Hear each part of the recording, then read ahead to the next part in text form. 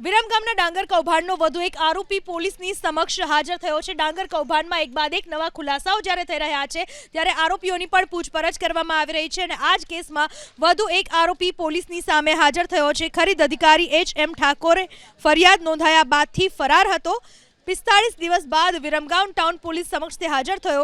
જો કે સરેન્ડર કરતા પહેલા એબીપી અસ્મિતા સાથેની વાતચીતમાં તેણે આરોપ લગાવ્યો કે નાગરિક પુરવઠા નિગમના ઉચ્ચ અધિકારીઓ દ્વારા કૌભાંડ આચરવામાં આવ્યું। સુમન દેશમુખ, સોનલ પરમાર અને પિનાકીન જાદવે કૌભાંડ કર્યું હોવાનો તેમણે દાવો કર્યો।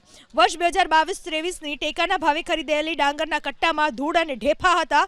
સુફિયાન મંડલી ખરીદ કેન્દ્ર ઉપર તમામ વહીવટ કરતો હતો। વિરમગામના ડાંગર કૌભાંડનો વધુ એક આરોપી પોલીસની સમક્ષ હાજર થયો છે। ડાંગર કૌભાંડમાં એક બાદ એક નવા ખુલાસાઓ જ્યારે થઈ રહ્યા છે ત્યારે આરોપીઓની પણ પૂછપરછ કરવામાં આવી રહી છે અને આ જ કેસમાં વધુ એક આરોપી પોલીસની સામે હાજર થયો છે। ખરીદ અધિકારી એચ.એમ. ઠાકોરે ફરિયાદ નોંધાયા બાદથી ફરાર હતો। 45 દિવસ બાદ વિરમગામ ટાઉન પોલીસ સમક્ષ તે હાજર થયો।